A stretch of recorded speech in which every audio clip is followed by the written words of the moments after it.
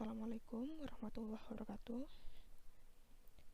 Saya akan menjelaskan mengenai exception handling. Kalau kalian sudah baca materinya, dijelaskan bahwa kesalahan pada umumnya ditangani pada saat programnya dikompilasi atau dikompile. Jadi misalnya ketika kita menulis program Java, kemudian kita salah tulis huruf besar kecilnya, atau nilainya tidak sesuai dengan tipe data, maka ketika kita compile akan ada tanda atau peringatan bahwa itu salah. Umumnya seperti itu. Akan tetapi ternyata tidak semua kesalahan itu dapat dideteksi pada saat programnya di-compile. Bisa jadi kesalahan terjadi pada saat programnya dijalankan. Jadi ketika kita compile tidak ada error, tapi pada saat dieksekusi atau dijalankan ternyata ada kesalahan. Kesalahannya bisa bermacam-macam.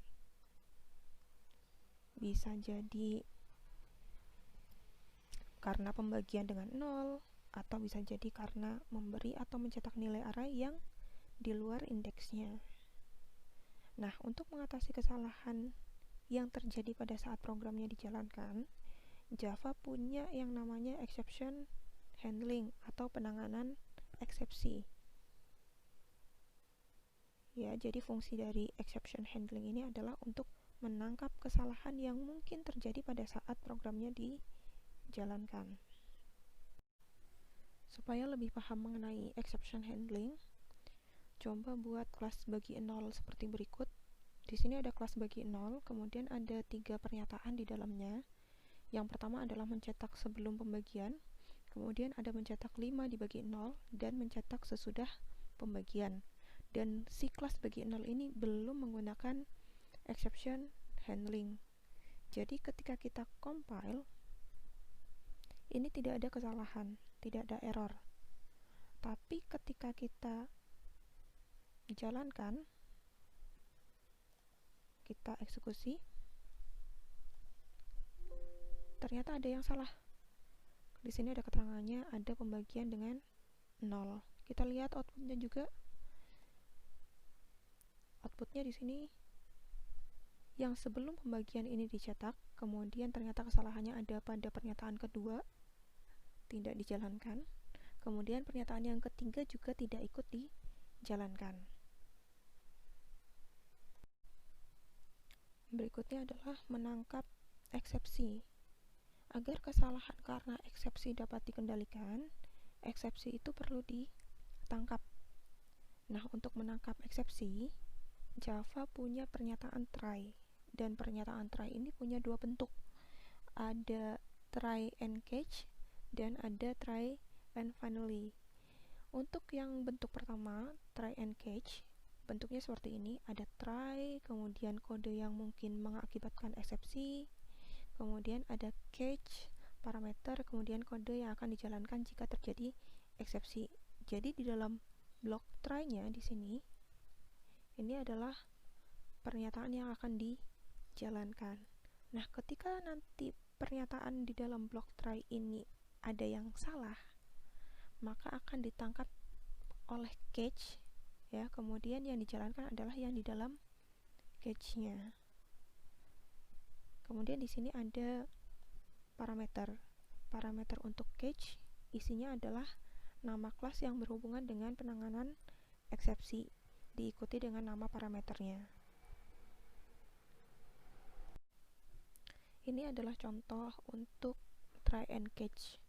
Ada kelas bagi 0, 2, ya, sama seperti kelas bagi 0 yang pertama sebetulnya. Ada cetak sebelum bagian sampai sesudah pembagian. Hanya bedanya di sini sistem outprintln 5 dibagi 0-nya dimasukkan ke dalam blok try and catch. Di sini di try-nya ada sistem outprintln 5 dibagi 0.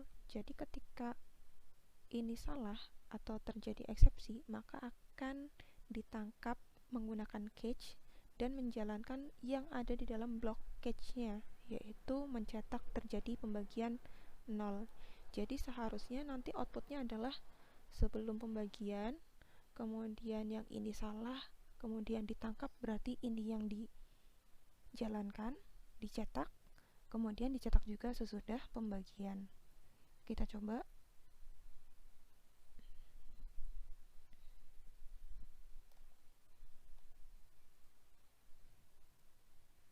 Hasilnya sebelum pembagian, kemudian ini sesuai yang ada di catch-nya, terjadi pembagian 0, kemudian sesudah pembagian. Berikutnya adalah bentuk kedua dari try, yaitu try and finally. Di sini bentuknya adalah try, kemudian di dalamnya adalah kode yang akan dijalankan dan mungkin ada kesalahan.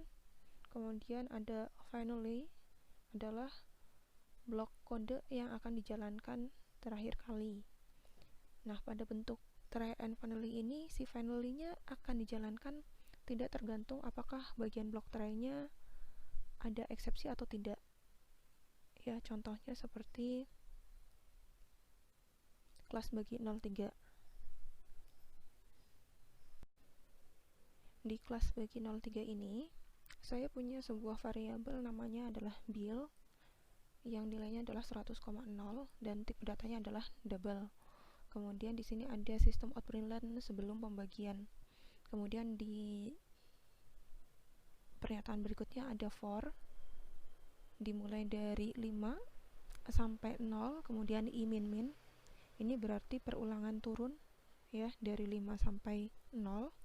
Kemudian ada blok try and finally. Blok try-nya adalah sistem out println bill dibagi dengan i. Jadi 100 dibagi dengan 5 ya. Yang ini untuk mencetak pernyataannya.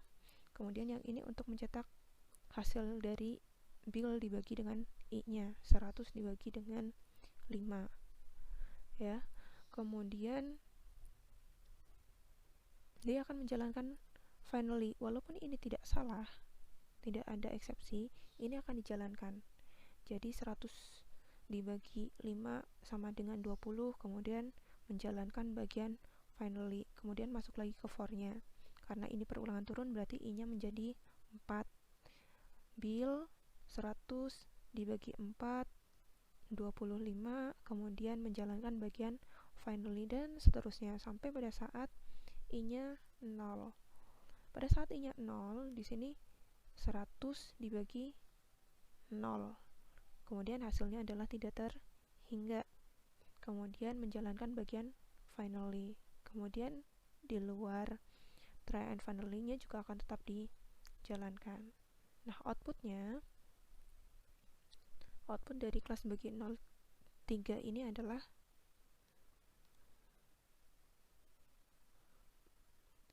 ini pernyataan sebelum try and finally-nya, sebelum pembagian. Kemudian ada tadi 100 dibagi 5, hasilnya 20. Kemudian menjalankan bagian finally. Kemudian ada 100 dibagi 4, 25, menjalankan bagian finally, dan seterusnya sampai pada saat 100 dibagi 0, maka hasilnya adalah infinity. Kemudian menjalankan bagian finally-nya juga. Kemudian ini yang di luar try and finally-nya juga dicetak.